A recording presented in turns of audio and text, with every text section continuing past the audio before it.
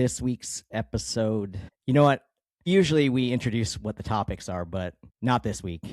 This week, there's not a single bit of need, but I want to get something off my chest. For those unbelievably fraudulent media people, Brandel Chambly, Eamon Lynch, Kyle Porter, Bob Herrig, Sports Illustrated, Golf Digest, Golf.com, the Golf Channel. Great moments in history happen without you. Golf doesn't need you. The greats of all time do their thing, and you don't matter. They matter. Anthony Kim, what a fuck performance. Welcome to 54 Golf.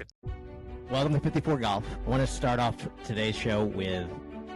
He is that even keel guy. Nothing's going to bother him. He plays well in the Ryder Cup. The majors are always the best opportunity to answer that question. As far as the pros, they should be able to hit that shot. We don't hit the ball as good as them. You're right in the fact that he's an absolute superstar. He's just like running to a car to get a granola bar. All right, boys, we're going to do this right. It's Adelaide week, and so we're going to toast the champion. I got water. You guys got what you got. This is probably the most special shoey in the history of the show. 4 years running, the champion gets their due here. AK, buddy, I know you're the show, and you know that we've got your back from day one, and I can't think of somebody more deserving to be a champion than you. So here's to you, bud. This one's going to be filthy. Just wore these. Yeah, man, should have checked the bottom of that shoe first. Anthony Kim wins LIV Adelaide. Teach and I were just talking about it before. I was ready to go to bed. I tried my hardest to stay awake, and it's like 11:45. I'm on the couch. We get to the watering hole, and AK makes his birdie putt, and he gives this turns out to be a mini fist pump because the fist pumps just got better and better as it went on. But he gives the mini fist pump, and you're just like, oh my gosh, I can't go to bed. Something crazy feels like it's about to happen. It just felt like the moment that we've been waiting for so long from him. Like from the moment Greg Norman put his faith in Anthony Kim, from the moment Anthony Kim showed up and struggled, and you just knew that you could see little glimpses. You could see a little bit of AK every once in a while, but he just never could put it all together. Of course, the demons, those are real, but also playing high-level professional golf is not easy, even for the best. You take 12 and a half years off and expect to come back day one and compete. You're not going to do it. But LIV Golf gave him a chance, and they gave him a second chance. And then, they gave him the chance. And then time was kind of up, right, a little bit, and then he had to create his own chance. And knowing that he would play in the promotions event and not be able to go Corn Ferry or participate in a PGA Tour event if they so wish to use him to promote an event somewhere here or there, knowing that suspension was hanging over his head, he, like he always has, bet on himself, went to Florida, finished third, qualified back for the league, showed up week one in Riyadh, finished in the top 25, played some really solid golf. Patrick Reed leaves for the PGA Tour, and one of his friends takes a chance on him and says, you know what? And even the general manager said, you know what? We had other people in mind. We were going to go young. We were going to find a younger player. But Thomas Peters said, you're not going to be able to find a guy who can perform on the biggest stages in the biggest moments like Anthony Kim. He's the guy. And the Four Aces sign him. He's getting ready to head to Australia. He has visa issues. He doesn't even know if he's going to be able to play in the event. He finally gets there, and he puts together an excellent first round and a really good second round. And you're like, all right, man, all right, good. We're going to get a good year out of AK. The Four Aces made a good decision. Then he comes out in the third round, and he hangs in there. Bryson and Rahm, and it's like he's 5 shots off the lead, and you're just like, all right, but we'll get to see him play because they'll get to play along these, two of the top 5 players in the world, and they'll get to battle it out for the championship. But we'll also get to see how good AK is again, and it'll be kind of this other side story. He wasn't having it. He came, he showed up on Adelaide, and he stole it. He didn't just steal LIV Golf Adelaide.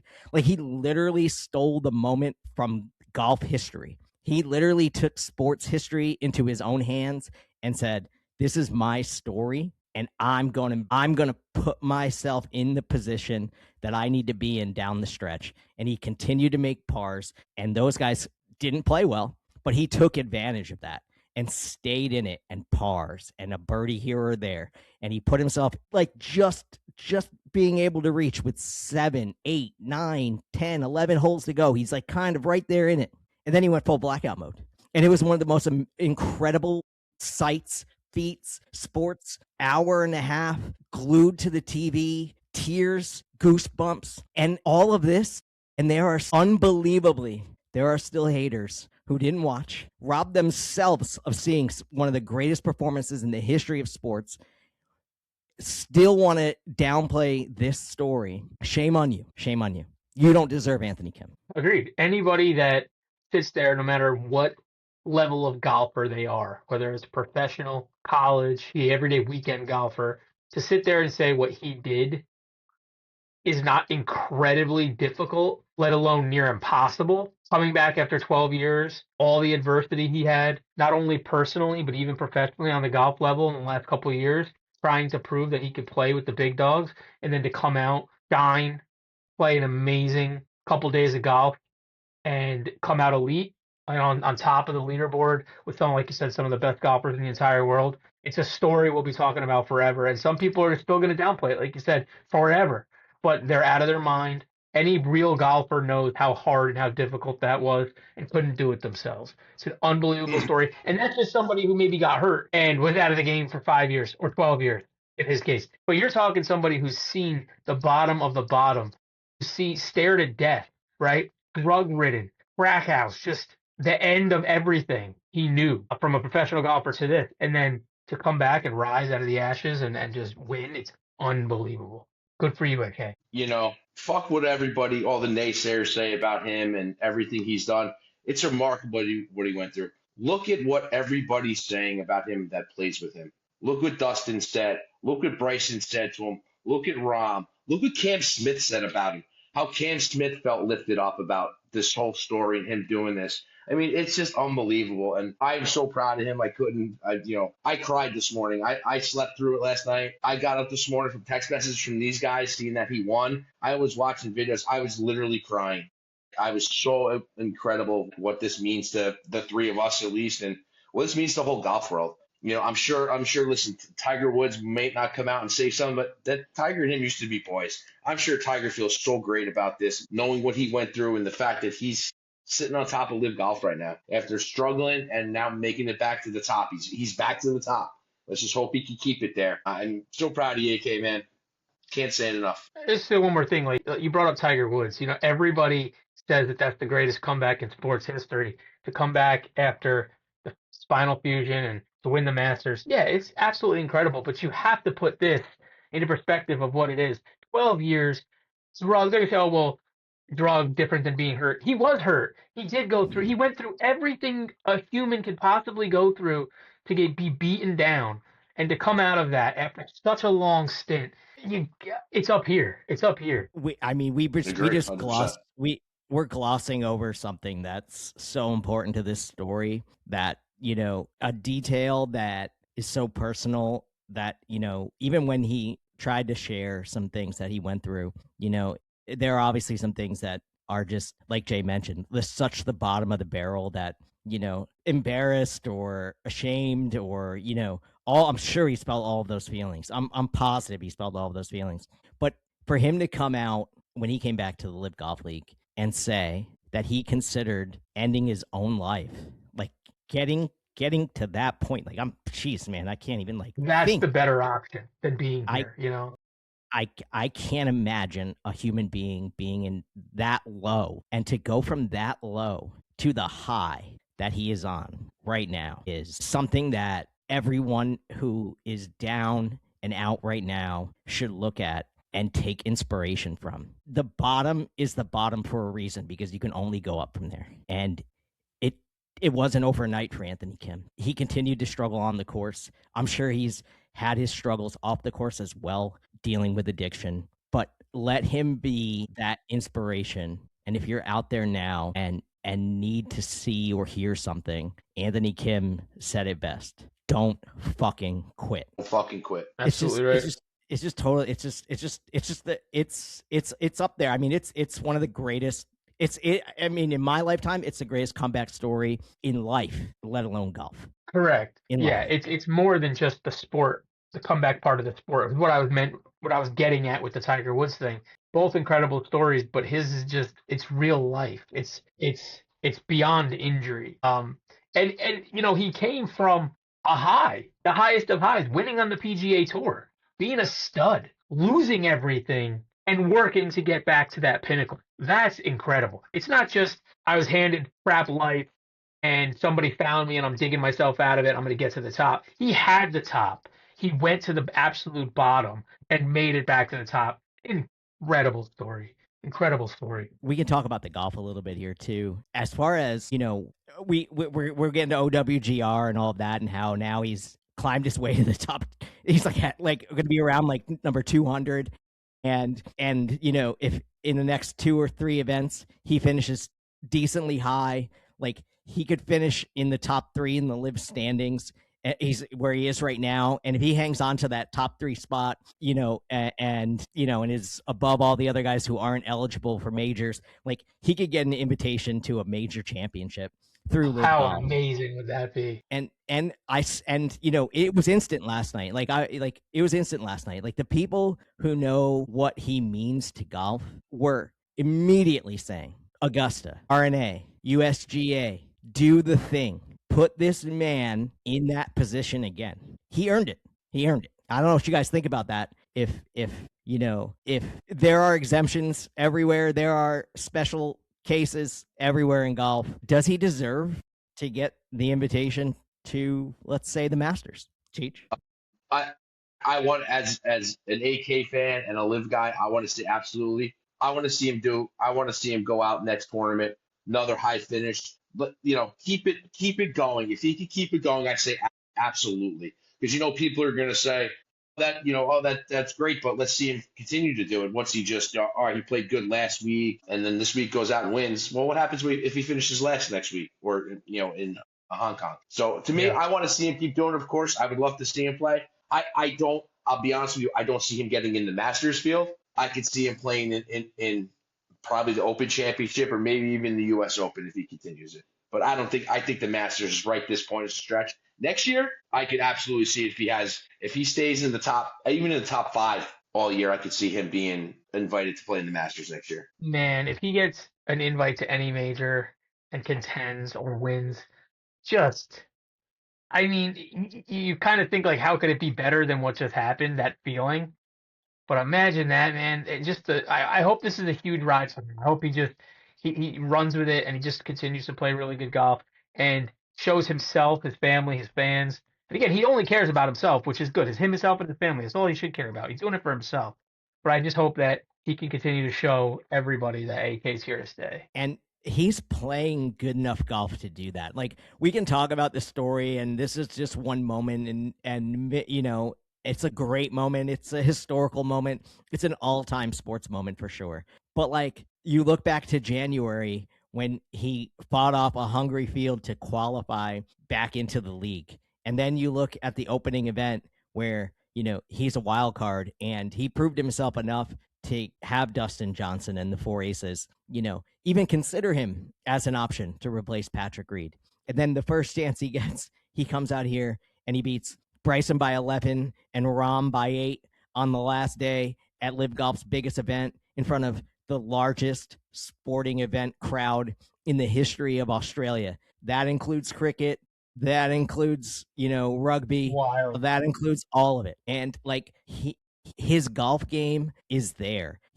You watched him play, and that 4-iron is lethal as a fairway finder. He never made a big mistake, and obviously he putted the absolute lights out on those greens.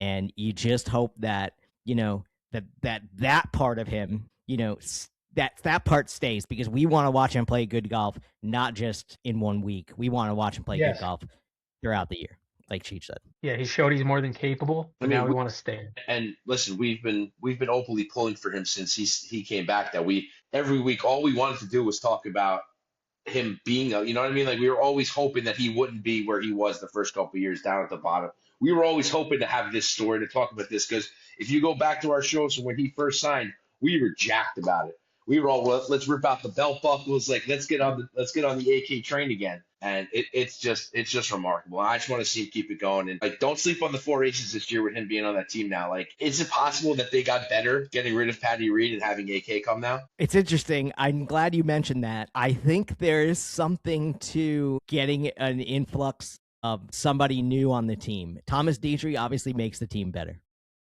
Thomas Peters is an excellent golfer. Makes the team better. Fully capable of winning a LIV golf event. And now Anthony Kim's won a LIV event.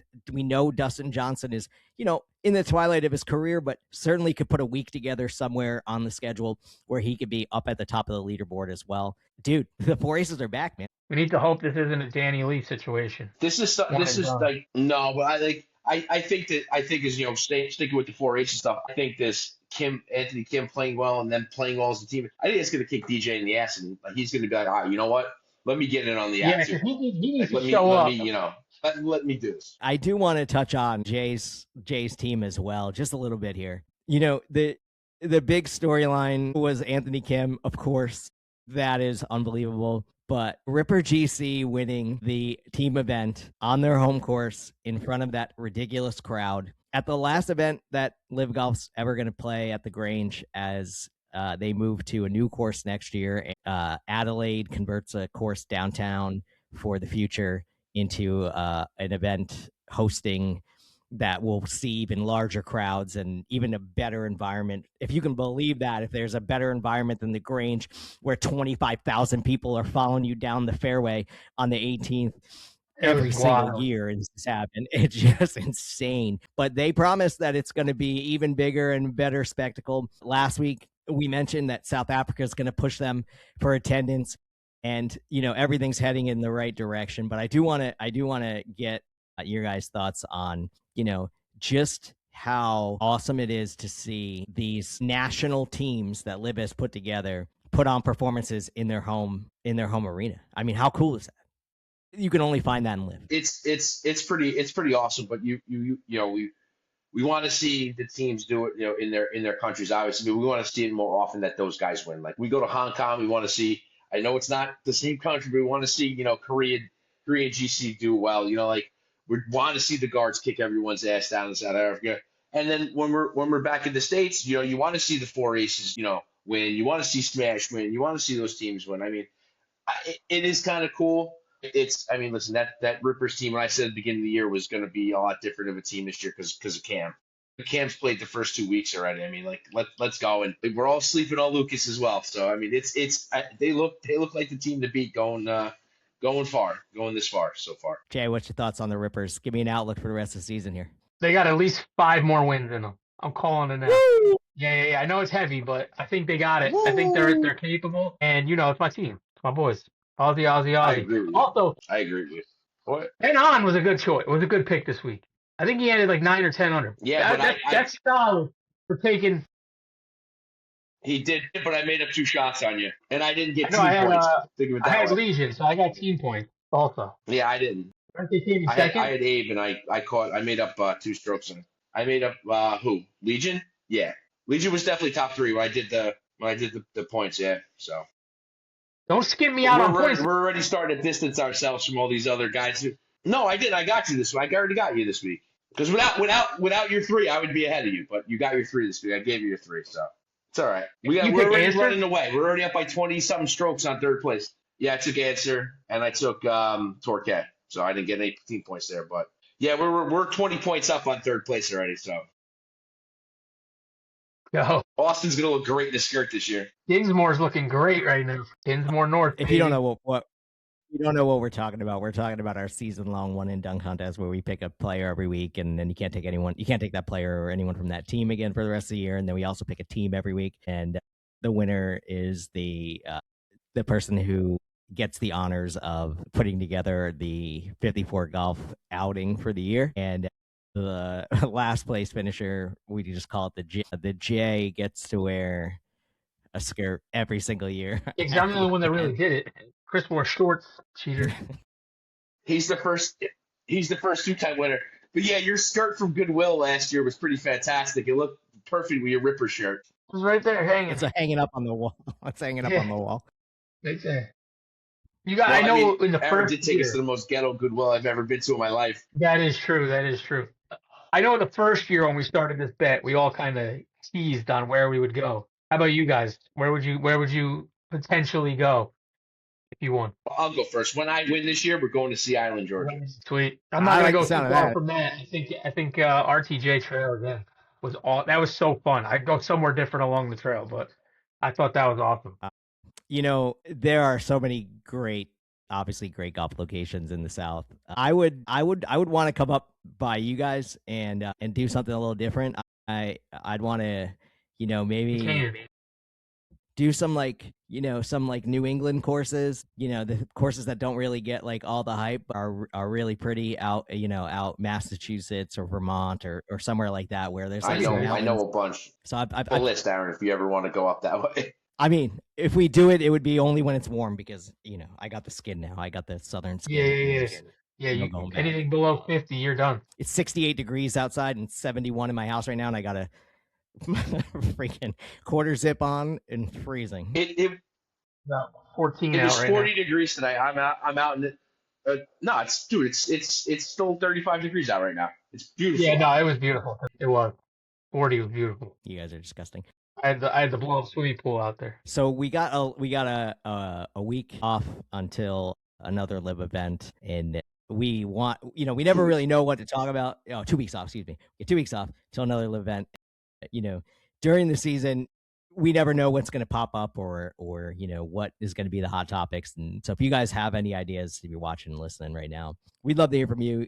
Sometimes we dug into our bags and kind of talked about what we do on the course, what clubs we play, what balls we're interested in, stuff like that. If that's what you want to hear, we'd be happy to do that. We could tell some golf stories because God knows we have plenty of those that are blacked out somewhere in our memories. That might be fun and interesting. But let us know in the comments if there's something that you want to hear from us. We'd be happy to do that. I'm going to put you guys on the spot. The greatest moment in golf history, did it just happen? Or is there one that you would say is better? I think it was an amazing comeback story. One of the best in sports history. Best sports moment? I don't know about that. There's been so many incredible moments in every sport. I mean, I'd have to have the list. But comeback story, one of the best I've ever seen in my life. And well deserved. I mean, in golf, it ranks right up there with Randolph Judah, tying Walter Hagen and Bobby Jones, in my opinion. But as far as overall, it's up there. I mean, I can't, off the top of my head, without really thinking about it, I can't think of too many more things that were that amazing in sports. The saddest thing is so many people are going to watch this or listen to this, Jim, and think we're crazy.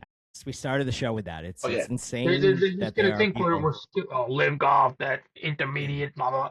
Like, just it makes no sense if you can't appreciate that. As we wrap up the show, I think we can all agree, and behind the curtain kind of thing. I've shared some messages with AK on social media and private messages between us of support and gotten some thanks from him and things like that.